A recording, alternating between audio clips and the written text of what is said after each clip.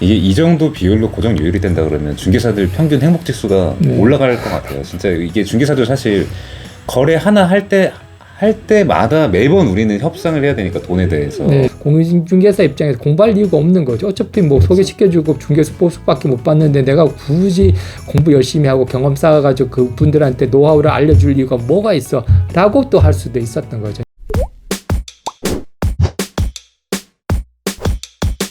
그러면 이제 중개수수료 인하에 대한 얘기가 올해 초부터 계속 나왔는데 그거에 대한 그 중개사들의 입장이랑 이 정부에서 중개수수료 인하를 하는 공식적이고 표면적인 이유에 대해서 설명을 드려보자면 일단 이 재미있는 기사 제목이 있는데 이게 중개수수료를 깎겠다는데 되레 환영하는 중개사들이라는 헤드라인을 달고 나온 기사가 있는데 이 내용에 대해서 자세히 한번 보도록 하겠습니다.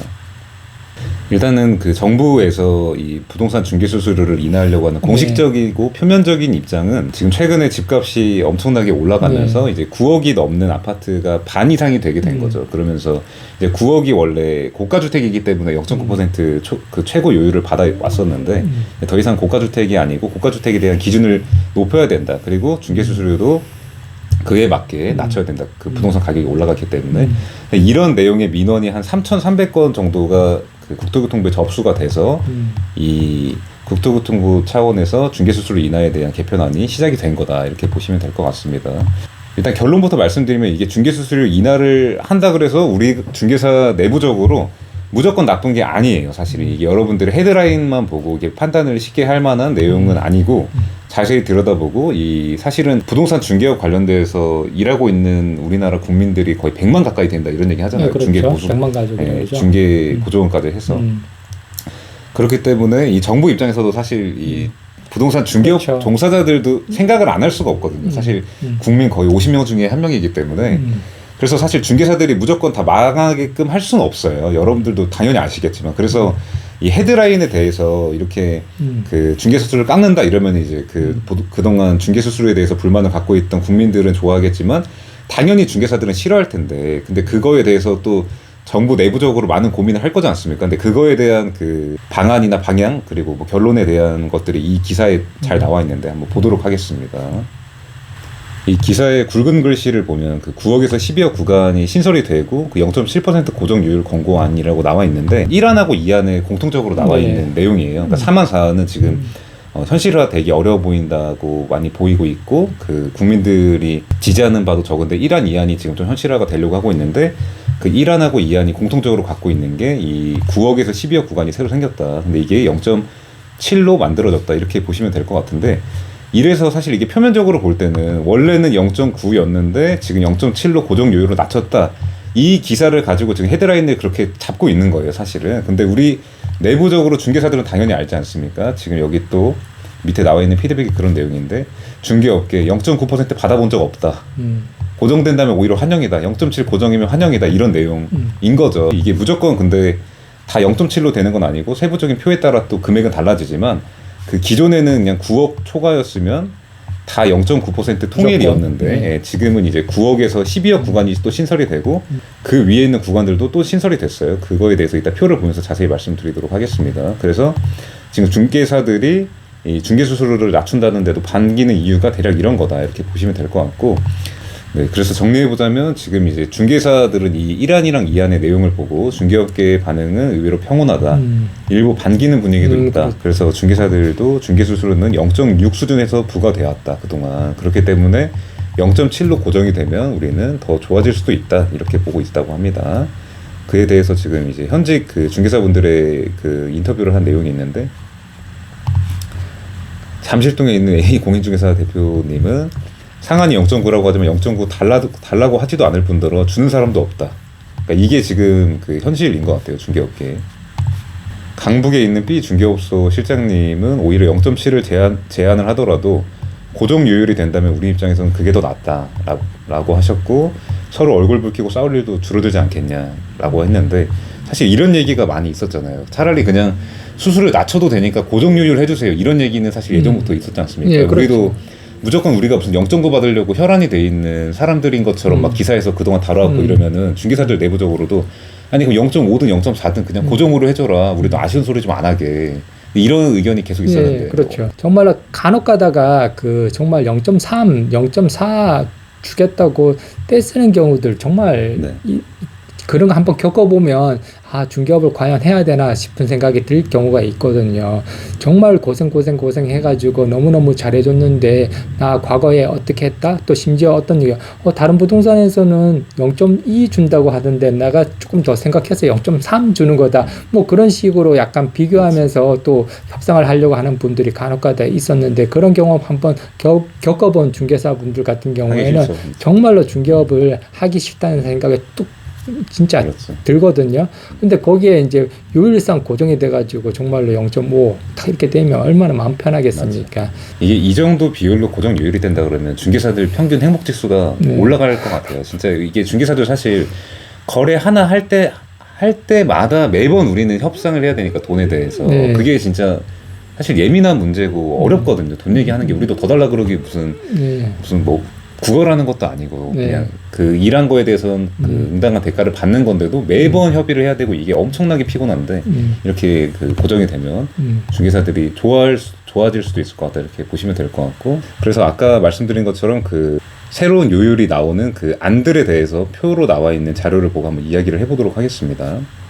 네, 이게 아까 말씀드렸던 그 권익위에서 제안한 그 4가지 안에 대한 그 표로 나와 있는 건데 아까 저희가 말씀드린 것처럼 1안이랑 2안에 대해서 많은 얘기가 나오고 있고 그 국민들의 그 선호도도 1안, 2안에 대해서 지금 높은 상황이고 3안, 4안에 대해서는 별 얘기도 없는 것처럼 이렇게 지금 표에 대해서도 별 내용이 안 나와 있는 것처럼 지금 크게 의미가 없는 상황인데 3안, 4안에 대해서도 대략만 말씀드리자면 그냥 거래 금액이랑 상관없이 그냥 단일 요율제 예를 들면 중개 한 건 하면 무조건 뭐 200만 원 뭐 이런 식으로 정하겠다는 건데 딱 들어봐도 현실 가능성이 많이 적어 보이잖아요. 그렇기 때문에 얘기를 많이 안 하고 있고 4안에 대해서는 0.3에서 0.9% 범위 내에서 그 중개사랑 의뢰인이 협의한다고 하는데 이거는 그냥 기존 상황에서 그 하한선이 생기는 거기 때문에 네. 이건 국민들이 좋아할 이유가 없겠죠. 당연히 원래도 0.9 내에서 협의였는데 최소한 0.3을 줘야 되는 상황이 돼버리는 거니까 이거는 당연히 최초에 나왔던 이 지금 정책이 기획된 그 방향이랑 다르기 때문에 그 실행되기가 어려울 것 같다. 그렇기 때문에 1안, 2안에 대해서 얘기를 많이 하고 있는데 이 1안, 2안이 어떻게 형성이 되어 있는지에 대해서 그 효충 대표님이 자세히 설명을 해보도록 하겠습니다. 네, 이제 권익위에서 제안한 이제 중개 수수료 개선안 있는데 1안하고 이제 2안 있지 않습니까? 그런데 이제 특징적인 거는 이제 요율이 이제 고정이 됐다는 거죠.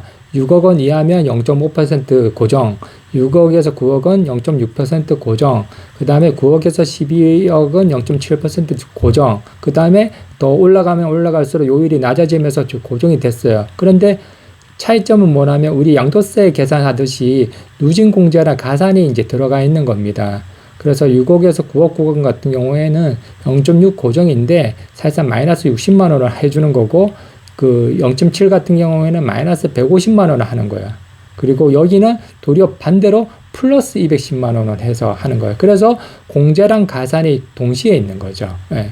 그런데 이안 같은 경우에는 가산은 없고 공제만 있는 겁니다. 공제. 그리고 12억 초과 같은 경우에는 그냥 요율을 변동 요율로 0.3에서 0.9로 해서 협의해서 결정을 하라. 단 690만 원 플러스 요율 범위 내에서 협의하라 라고만 이제 나와 있는 거죠. 그래서 최소한 690만 원은 받을 수 있다 그런 뜻으로 이제 보여집니다. 아무튼 1안과 2안은 소비자랑 공인중개사 둘 다 이제 만족시킬 수 있는 부분인데 사실상 이것도 뭐 부동산 금액이 또 만약에 2배든 3배든 올라갔을 때는 또 개편을 해야 되는 어떤 그런 상황까지도 갈 수도 있겠죠. 이 1안에 대해서도 많이 처음 보시는 분들이 많이 놀랐던 게 30억 초과 거래를 하게 되면 0.1%는 너무 적은 거 아니냐 이렇게 생각을 할 수 있겠지만 그런 식으로 돼 있는 게 아니라 가산이 되는 거라서 최소한 930만 원 플러스 0.1이니까 예를 들면 뭐 40억짜리 아파트를 거래했다고 할 때 그 0.1%를 받고 거기에 930만 원을 받게 되면 그러니까 1,330만 원 정도를 받게 되는 거죠. 그러면 사실상 실질 수수료율은 0.3%가 넘는 게 되는 거기 때문에 이렇게 0.1이라는 숫자 그냥 헤드라인에 나와 있는 것만 보고 덜컥 놀랄 필요가 없다. 근데 이게 지금 그 이 숫자만 보고 놀라게끔 하는 게 930만 원을 이렇게 플러스 하면서까지 0.1로 하는 거에 대한 이유가 그러니까 이게 그 실질적인 효과적인 것도 있겠지만 이게 그 표면적으로 보여지는 것까지 지금 아주 고차원적인 정책을 심리적으로? 기획하고 있는 게 아닐까 이런 생각이 들어요. 진짜로 이게 중개사들을 마냥 매장시켰다가는 중개사들 그 100만 우리 중개 가족들이 가만히 있지 않을 거기 때문에 협회도 가만히 있지 않을 거기 때문에 이런 지금 많은 생각을 하고 있는 것 같다. 또 이 중개수수료 개편안 관련된 내용 중에 흥미로운 내용이 있었는데 권익위는 이제 개업 공인중개사의 법정 중개 서비스 외 부가 서비스 제공 범위를 이제 명문화하고 이를 소비자가 선택해 이용할 수 있도록 별도 수수료 책정 근거 규정도 마련하라고 공고했다. 그러니까 별도 수수료, 이제 공인중개사 입장에서는 이제 공짜가 아니라 정말로 중개보수 외에 별도로 수수료를 사실상 받을 수가 있는 근거가 되는 거죠. 그리고 또 그 밑에 기사를 보면 이제 권익위가 제시한 법정 중개 서비스 외 부가 서비스 제공 범위는 임대인의 임대차 건물 관리, 신규 매물 임대차 물건 정보 정기 제공 서비스. 사실상 중국 같은 경우에는 집을 보여주면 집 보여줄 때 그거에 대한 돈을 그렇죠. 별도로 주지 않습니까? 그다음 제일 중요한 게 저거지 않습니까? 부동산 상담 및 컨설팅 서비스. 그렇죠. 결국은 이제 중개사 입장에서는 단순 중개사 벗어나 가지고 고객들은 결국 부동산을 투자였던 개념으로도 많이 보는 거고 또 그 어떤 부동산을 투자 플러스해서 어떤 가치를 증대시키고 보완시키는 어떤 고민들도 엄청나게 많이 하는데 그걸 제일 먼저 물어볼 사람 누구겠어요? 중개사무소 공인중개사 아니겠습니까? 그 공인중개사가 갖고 있는 어떤 지식과 능력과 경험치를 사실상 100% 이제 발휘하더라도 그걸 공짜로 제공해줬고 혹은 중개보수 내로 다 포함시켜서 하다 보니까 너무 뭐 어찌 보면 나쁘게 얘기하면 공인중개사 입장에서 공부할 이유가 없는 거죠. 어차피 뭐 소개시켜주고 중개수 보수밖에 못 받는데 내가 굳이 공부 열심히 하고 경험 쌓아가지고 그분들한테 노하우를 알려줄 이유가 뭐가 있어? 라고 또 할 수도 있었던 거죠. 근데 그걸 이제 별도로 상담 및 컨설팅 서비스 영역으로 만들어가지고 별도로 청구할 수 있게끔 만들어 놓으니까 결국은 이제 어떤 중개 시장이 차별화되고 더 높은 수준으로 올라갈 수 있는 기틀이 마련되는 어떤 형태인 것 같아요. 네, 그 표준 대표님 말씀해주신 것처럼 그러니까 우리가 기존에 그냥 당연히 제공하고 네. 따로 보수를 받기 어려웠던 이런 것들에 대해서 맞아요. 보수를 받을 수 있도록 이제 권익위가 도와주려고 하고 있는 건데 이런 것들은 이제 잘 드러나지 않는 거죠. 이런 네. 것들은 이제 중개사들을 위한 것들은 그러니까 조용조용히 이렇게 해주고 있는 느낌인 거고 그 0.9에서 0.7로 낮추는 것만 엄청나게 이렇게 드러나고 있는 거죠. 그러니까 실질적으로는 정리해 보면 최고 수수료가 0.9에서 이제 고정 수수료 0.5나 0.7 정도로 지금 바뀌는 거예요. 바뀌고 그 외에 나머지 우리가 공짜로 해줬던 거에 대해서 돈을 받을 수 있도록 도와주는 거기 때문에 우리는 뭐 마냥 나빠지는 것도 아니고 좋아지는 것도 아니고 이제 상황을 봐야 되는 거지만 그냥 마냥 나빠지는 건 절대 아니다. 근데 이제 국민들에 대해서 불만이 너무 많기 때문에 이런 중개사들을 위한 서비스 같은 거에 대해서는 어필하기가 어려운 상황이고 정부나 이제 권익이나 국토교통부 입장에서도 그렇기 때문에 중개 수수료 낮추는 거를 초점으로 맞춰서 지금 기사를 내고 있지만 우리는 내부적으로 이런 것들을 알고 있으면 도움이 많이 될 것 같다. 그리고 그런 거에 대해서 이제 앞으로 다른 수익 구조에 대해서도 연구를 많이 해보면 우리 매출은 더 올라갈 수도 있는 거죠. 그 전에 비해서. 그렇죠. 사실 그 전에는 최고 유율 0.9였는데 아까 계속 얘기했던 것처럼 0.9밖에 어려웠지만 이제는 고정 유율 어느 정도 고정 유율이 되면서 그 외에 다른 서비스를 통해서도 돈을 벌 수 있게 되니까 이런 컨설팅이라든지 뭐 다른 그 전에 이사업체 소개해 주는 거 이런 거는 그냥 부동산 가서 이사업체 뭐 번호 좀 알려주세요 그러면 그냥 당연히 알려주는 이런 거였는데 이런 거에서도 만약에 수익 구조를 조금이라도 만들 수 있다면 우리 중개사들의 단점으로 보통 얘기 많이 하는 수익이 안정되기 어려운 거 이런 거에 대해서 조금 더 실마리를 찾을 수 있겠죠. 그러면 중개사라는 직업이 더 메리트가 생기고 그러면서 더 좋은 영하고 스마트한 중개사들이 유입이 많이 되면은 또 중개 서비스의 평균치가 올라가고 그러면 국민들이 또 만족도가 올라가고 그러면 또 중개 수수료율 낮추자 이런 얘기도 안 나오면서 선진화가 될 수 있지 않을까. 물론 스윗 드림이긴 하지만 근데 그렇게 되는 이제 발판이 조금씩 깔리고 있는 것 같다. 근데 이게 당장 실행되기는 어려울 것 같고 6월 7월 정도에 확정안이 나오고 뭐 올해 빠르면 올해 말 아니면 내년 정도에 이제 시행이 될 것 같다. 이렇게 보시면 좋을 것 같습니다. 네, 이렇게 해서 그 부동산 중개 수수료 인하에 대해서 최근에 중개사들 사이에서 가장 화제가 되고 있는 내용이라고 보이는데 지금 또 최근에 이제 코로나 관련된 영향이나 경기 때문에 이제 직업을 잃게 되는 분들이 많잖아요. 그 본인의 능력 때문이 아니라 이제 그 불가피하게 그렇게 되는 분들이 중개업을 많이 생각을 하는데 그래서 중개업 그 뭐 수익이 얼마 될까요? 뭐 이런 영상이라든지 이런 것들이 조회수가 많이 올라가고 그런 게 이제 그런 것들을 반증해 주는 거라고 생각을 해요. 근데 중개시장 뭐 중개수수료 인하한다고 한다, 뭐 중개사 직업 없어진다고 한다 이러니까 선뜻 못 들어오는 거죠. 자세히 알아보지는 않고. 근데 막상 그 내부를 들여다보면 그렇지 않다. 중개사의 전망이 마냥 어둡고 그런 건 아니다. 그러니까 그 물론 저희가 이제 그 공인중개사 전망에 대해서 조금 딥하게 얘기를 앞으로도 해볼 건데, 단순히 중개사라는 직업이 뭐 없어지지 않는다고 이런 얘기가 아니라 앞으로 우리가 나아가야 될 방향이나 이런 거에 대해서도 앞으로 많이 얘기를 해보려고 하니까, 부동산 중개라는 일에 대해서 생각을 하고 계신 분들이나 부동산 업에 뛰어들고 싶은 이제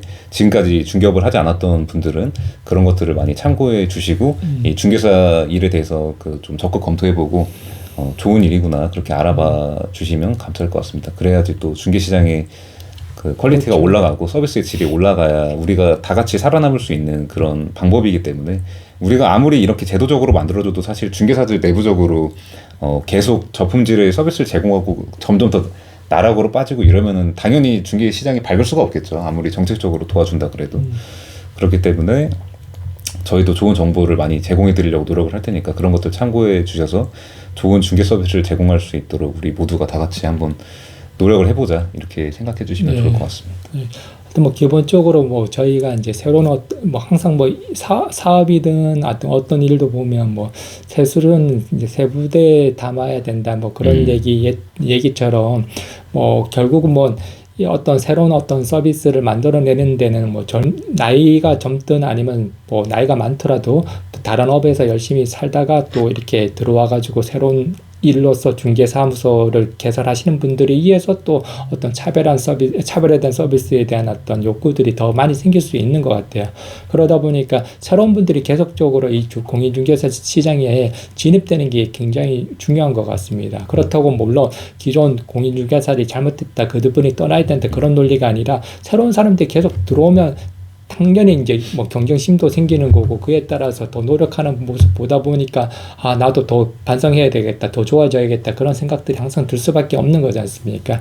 그러다 보니까 궁극적으로 뭔가 막는 개념보다는 자꾸 새로운 것을 받아들이면서 섞이고 또 받아들이면서 섞이고 하면서 평균 점수가 계속적으로 올라가듯이 그런 어떤 관점에서 받아들이는 게 결국은 우리나라 또 중개시장이 잘 사는 어떤 길이지 않겠나 싶으니까요. 뭐든지 좀 이렇게 받아들이는 관점으로 가는 게 훨씬 더 좋을 것 같다 생각이 좀 들었습니다. 네.